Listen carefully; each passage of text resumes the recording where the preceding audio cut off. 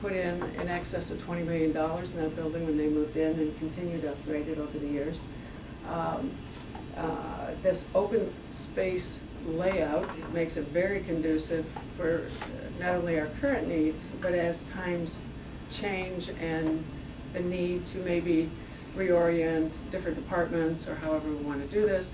And quite frankly, if there was any state legislation that would require any movement at the county and city level, it would make it very easy to be able to make that adjustment. We do believe this is a long-term solution, and it does in fact reduce the property tax appropriation that we had hoped. So why is the city considering moving all of the city departments? Well, the lease expires on this building in 2010. It does allow for the leverage. This is a situation where we do have the ability to leverage with the need to relocate with the police. 200 East Berry Street does have the capacity of handling all our city departments. The financial projections support this opportunity, and quite frankly, the city will own the building in 20 years. And there is a perception that owning a building is better than renting, and I believe that's an accurate perception. The space needs of the city currently the space need is about 155,000 square feet. We need 111,000 square feet. 200 East Berry has 220,000 square feet, so we will should be able to fit in that building quite nicely. Are these projections on space needs actually perfect? Probably not, but I am assured that they will need no more space, so there's a comfort level in knowing that we will comfortably fit into that building. There are three parcels that come with the purchase of this building. We have the building, actually the assessed value, let me speak to the assessed value first. The assessed value of the building is $7 million. The land just north of the building is another parcel that comes with the purchase, and there's a third parking lot east of the History Center that comes with the purchase as well. And the assessed value on that is about $8.5 million. Property taxes and how are they affected? With these three parcels of land, the 2009 pay real estate taxes are going to be about $225,000. The TIF district will receive about $121,000, and the other taxing units would receive $104,000. The purchase price of the building is $7.2 million, which is substantially less than it was a few years ago. The renovations for the building we estimate to be $7.2 million for a $14.5 million cost of the building. We have, although I haven't put in any of the projections, we have submitted for an energy grant through the stimulus package. It's $1.2 million. It would be terrific if we get that. We should hear about that mid-October. And let's hope we do, because that will save every taxpayer money.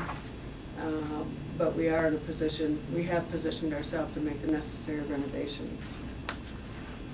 So what does the city pay in rent overall? I have given you a spreadsheet that highlights year by year the appropriations that are currently in the budget.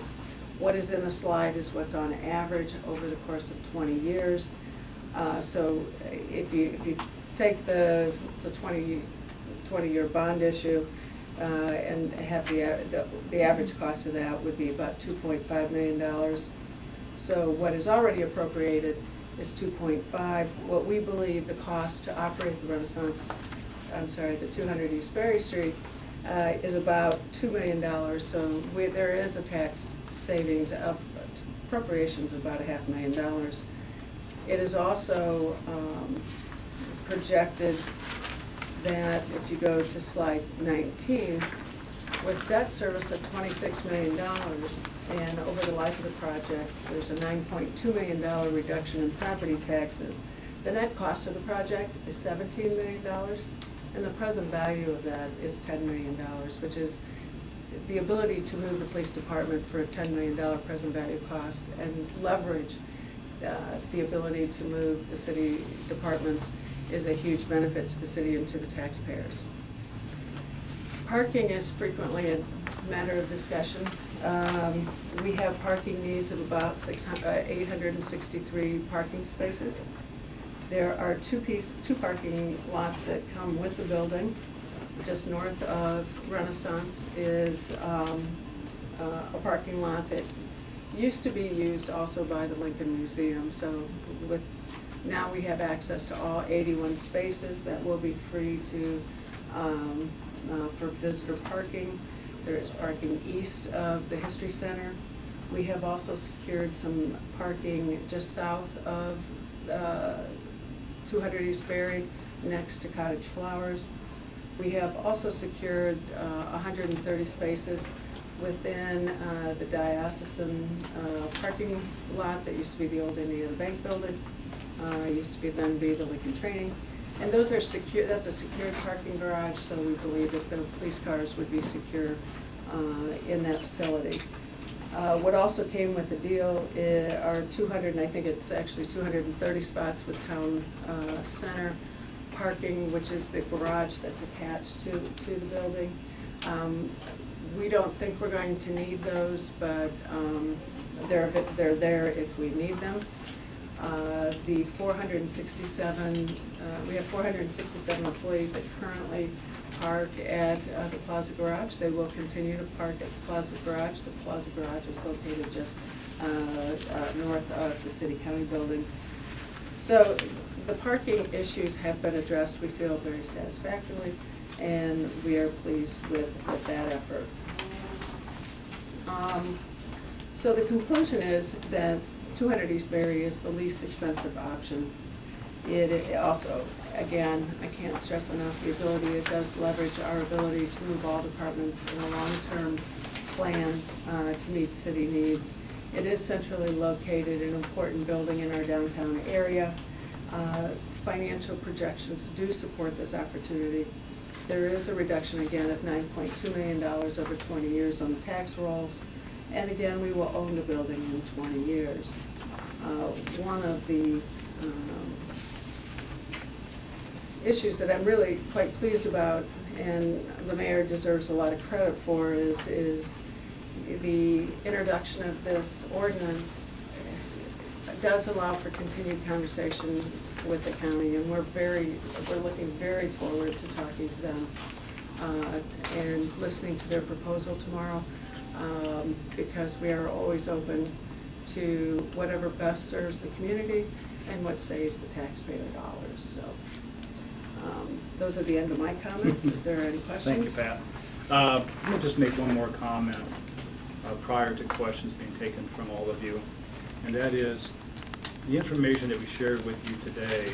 We shared with you simply to give you a foundation, the foundation that we have used in our discussions and debates in some cases within the administration on whether or not it would be in the best interest of our community to relocate the city services and consolidate them in another building. This in no way should be interpreted as our desire not to continue discussions with the county. We look forward to the meeting tomorrow with the county. We want to hear what they have to say. And if in fact, ultimately, it proves to be in the best interest of the citizens of Fort Wayne and the citizens of Allen County, that another approach is better, then we will take a look at that as well. Right now, we feel, because the stars have aligned, because of the national economy and other things that have come to the surface, that it might be in our best interest to take a look at consolidating city services in one building and opening up this building for the consolidation of county offices.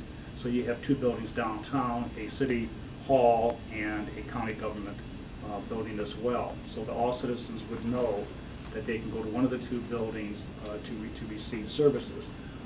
And for those departments that we've already merged, our land use and zoning, our GIS and ADL program and so on, whichever building ultimately meets the needs of that area, that's where that service will be located, whether it's this building or 200 East Bear